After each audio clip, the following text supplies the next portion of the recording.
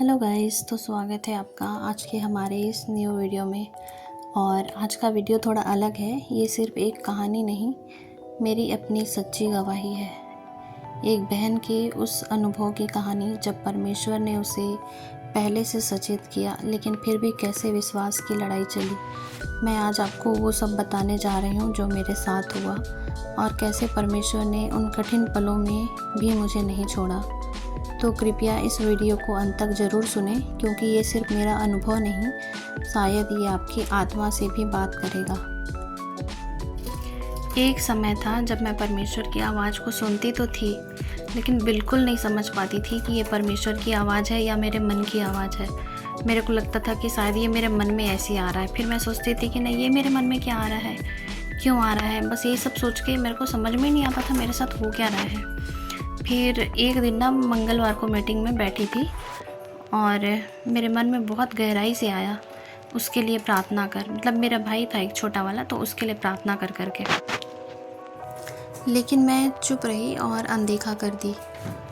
और फिर मैं सोची कि ऐसे मेरे मन में क्यों आ रहा है, बार बार उसके लिए प्रार्थना कर। फिर मैं सोची कि नहीं, ये मन में आ रहा होगा ऐसी। फिर मैं अनदेखा करी उस दिन। फिर उसके बाद मैं वहाँ से चली गई मीटिंग से। उसके बाद फिर मंगलवार के बाद तो वो फ्राइडे आया, शुक्रवार। तो फिर उस दिन भी मैं मीटिंग में बैठी थी। उस दिन फिर से मेरे मन में यही आवाज़ आया कि फिर उसके लिए प्रार्थना कर। तो फिर उसके बाद मैं सोची कि फिर मेरे मन में क्यों आ रहा है ये सब बार बार। मेरे को लगा कि शायद ये ऐसे ही आ रहा होगा। मैं सोची ये मेरे मन में भी पता नहीं ना क्या क्या आता रहता है। तो मैं कभी विश्वास ही नहीं कर पाती थी, मतलब जानती नहीं थी ना ऐसा कुछ होता है करके। फिर उसके बाद मैं 2-3 बार अपने भाई से मिली। मैं जब भी उसको देखती थी ना, तो मेरे मन में एकदम से मन में आता था कि ये मर जाएगा। कुछ दिन के बाद नहीं आता था, बस एकदम से ऐसे लगता था जैसे उसको देखती थी ना, मेरे मन में तुरंत आता था कि ये मर जाएगा। और मैं सोचती ये मेरे मन में क्यों आ रहा है, इतना छोटा सा है, ऐसे कैसे हो सकता है। लेकिन वो भावना बिल्कुल जाती नहीं थी। मतलब मैं बहुत कोशिश करती थी कि मैं इन सब बातों को दिमाग से निकाल दूँ। मेरे मन में ये सब बात क्यों आ रहा है, मैं अंदर से बहुत परेशान हो रही थी। लेकिन ये सब मेरे मन से बिल्कुल हटता ही नहीं था। मैं जब भी उसको देखती थी ना, मेरे मन में हमेशा बार बार ऐसे ही आता था। फिर भी मैं बिल्कुल नहीं समझ पा रही थी, पता ही नहीं था ना क्या हो रहा है। फिर एक दिन हम लोग किसी एक जगह पे गए थे, वहाँ पे एक पेपर रखा हुआ था मेरे साइड में। तो मैं पेपर उठाई और मैं जैसे पेपर उठा के देखी ना, तो उसमें एक भाई और बहन के बारे में लिखा था, जिसमें उसका भाई ना मर गया था और उसकी बहन उसके लिए बहुत दुखी हो रही थी। और उसकी बहन बोल रही थी कि मैं उसको बोली नाश्ता करके जा, लेकिन वो नाश्ता करके भी नहीं गया, ऐसे ही चला गया और उसके साथ ये सब घटना घट गया करके वो बहुत दुखी हो रही थी। तो ये सब ना मेरे को आज तक याद है। आज उस बात को 10 से 11 साल हो गया है। लेकिन वो पेपर वाला बात भी, तो ये भी एक ना परमेश्वर का अगुवाई करने का तरीका होता है। जैसे पेपर में दिखा देना और मन में आना, और वही डर, वही भावना फिर से मेरे दिल में आने लगी। फिर एक दिन सुबह 4-5 बजे मेरे को एकदम ऐसे लगा जैसे जो हुआ था ना वहाँ पे, जब उसका एक्सीडेंट हुआ, तो वो सब कुछ एकदम। सवेरे मैं सोई हुई थी, नींद में थी मैं। वो दर्शन होता है जो सुबह सुबह के टाइम पे हमको दिखता है ना, कि ऐसा हो रहा है, वैसे हो रहा है। तो मैं उस समय नहीं जानती थी। फिर उसके बाद एकदम साफ साफ मेरे को दिखा, यहाँ पे ऐसा हुआ, वहाँ पर वैसा हुआ। तो फिर मैं सवेरे मम्मी को बताई फ़ोन करके कि मम्मी आज मेरे को ऐसा ऐसा दिखा है करके। फिर मैं सोची कि ये सपना है, ये तो सपना है बस, ऐसे इससे क्या होता है। तो मम्मी को भी बताई, तो मम्मी बोली कि कुछ नहीं होगा उसको, अभी क्या होगा। और मैं ना प्रार्थना भी करती थी। मेरे को लगता था कि कुछ तो गड़बड़ है, लेकिन मैं प्रार्थना करती थी तो पापा और मेरे बड़े वाले भाई के लिए। फिर मैं सोचती थी कि वो तो घर में रहता है छोटा वाला, उसको क्या होगा, वो तो कहीं जाता भी नहीं है। और ये दोनों बाहर रहते हैं, एक बड़ा वाला भाई और पापा। तो फिर मैं ये दोनों के लिए प्रार्थना करती थी, लेकिन मैं उसके लिए कभी अच्छे से, मतलब मैं इस बात में कभी विश्वास ही नहीं कर पाई कि ऐसा हो सकता है।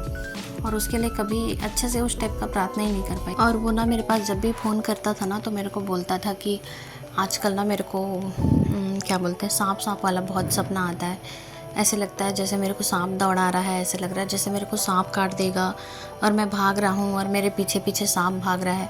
तो मैं बस उसको एक ही चीज़ बोलती थी कि कुछ नहीं होगा, परमेश्वर है हमारे साथ। लेकिन उसको बार बार बस मैं हमेशा यही बोल देती थी कि परमेश्वर है, परमेश्वर है। ऐसा नहीं होता है, ऐसे बोलने से कुछ नहीं होता। बस उसके लिए ना हम लोग को प्रार्थना करना पड़ता है, बहुत ज़रूरी है प्रार्थना करना। और हम लोग उस चीज़ को बिल्कुल अनदेखा कर दिए उस समय। और तो आप लोगों को भी मैं इसीलिए बता रही हूँ कि अगर कभी भी ऐसा कुछ होता है ना, बहुत ध्यान देना सही में। ये सब बिल्कुल लापरवाही अपन लोग कर देते हैं, लेकिन उसका नतीजा हम लोग को फिर ज़िंदगी भर के लिए भुगतना पड़ता है। और तो फिर ना मैं उसके लिए उतना अच्छा से, शायद मेरे को उतना अच्छा से याद नहीं है, लेकिन मेरे को नहीं लग रहा कि मैं उसके लिए प्रार्थना करी थी, नहीं करी थी। मैं उसको बोलती थी कि तू प्रार्थना कर, पर पता नहीं वो करता था कि नहीं करता था। उसके बाद ना अपन लोग उस समय कहीं जाने वाले थे, बाहर कहीं। तो फिर हम लोग शॉपिंग करने के लिए मार्केट गए थे यहीं पे। तो फिर हम लोग एक बार होटल में गए, तो वहाँ पर भी ना हम लोग कुछ खा रहे थे खड़े होके। तो मेरे को ना बिल्कुल भी अच्छा नहीं लग रहा था, अंदर से एकदम घबराहट हो रहा था और एकदम बेचैनी लग रहा था। और मेरे को कुछ समझ में नहीं आ रहा था ऐसे क्यों लग रहा है। मैं बस खड़े होके अकेले सोच रही थी, किसी को बोल भी नहीं रही थी, क्या बताती, कुछ समझ में नहीं आ रहा था मेरे को। तो फिर मैं कुछ बताई भी नहीं किसी को, और बस ना मेरे को उसी का याद आ जा रहा था बार बार। फिर मैं सोच रही थी अभी यहाँ पे छोटू रहता तो अच्छा रहता ना, अभी वो यहाँ पे होता तो अच्छा होता ना। बस उसी का बार याद आ रहा था। उसके बाद फिर हम लोग एक दूसरे दुकान में गए, वहाँ से कुछ चप्पल वप्पल कुछ लेना था हम लोग को। तो वहाँ पर इन लोग, बिट्टू और इसके पापा और जेनी, इन लोग तीनों उस दुकान के अंदर थे और मैं बाहर रोड में जाके खड़ी हुई थी। तो उस समय भी ना मेरे को बस उसी का याद आ रहा था। बस मेरे को कुछ भी अच्छा नहीं लग रहा था, बिल्कुल अच्छा नहीं लग रहा था। फिर भी मैं कितना कुछ किया परमेश्वर बेचारे मेरे को बताने के लिए, लेकिन मैं कुछ भी नहीं कर पाई एकदम। और इससे पहले भी ना कई बार इतना सारा सपना दिखाए थे, मतलब 3-4 तो सपना देखी थी उसके बारे में, पर फिर भी मैं नहीं समझ पाई। और मैं इस सपना के बारे में ना, जो 2-3 सपना मैं देखी थी ना, उसको सपना को मैं कल बताऊँगी, कल के वीडियो में। तो आज बस इतना ही बता रही हूँ फिर हुआ क्या था। फिर उसके बाद उसी दिन ना लोग को कुछ हो सकता है, लेकिन उसको कैसे होगा, वो तो कहीं जाता नहीं है, बस घर में रहता है। ये सोच के ना हम लोग बिल्कुल विश्वास नहीं कर पाए थे कि उसको कुछ हो सकता है करके। और वो सबसे छोटा था हमारे घर में।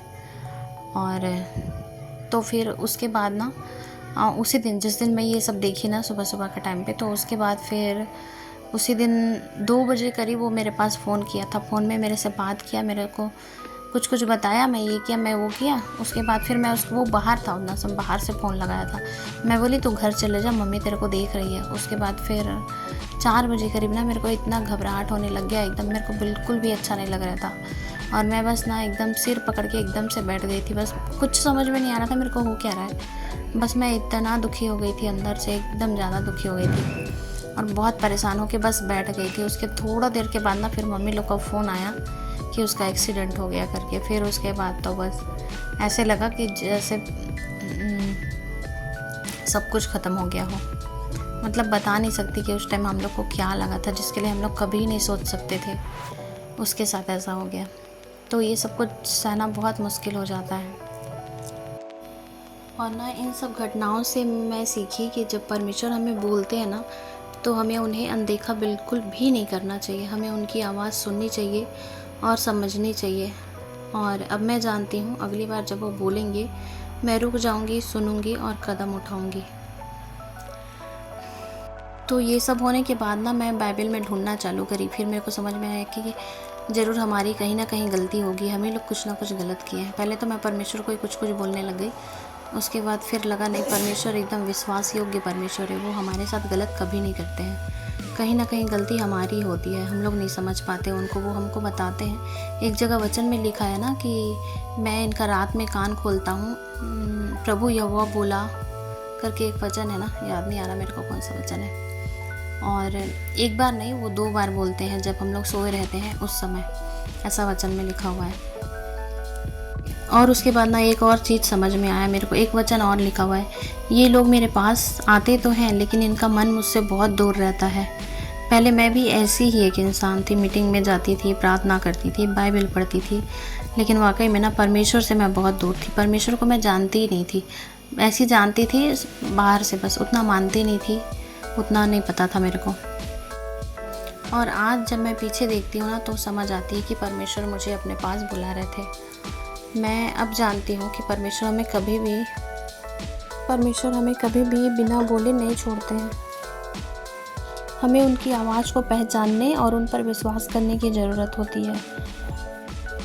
हमें ना बस खाली चर्च जाने से, बाइबल पढ़ने से, प्रार्थना करने से ऐसे कुछ नहीं होता। जब तक हमारा व्यक्तिगत संगति एक परमेश्वर के साथ नहीं होता है ना, तब तक कोई मतलब नहीं है ये सब करने का।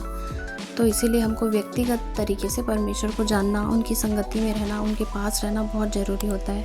तो ठीक है गाइस, आज के लिए इतना ही। Bye bye.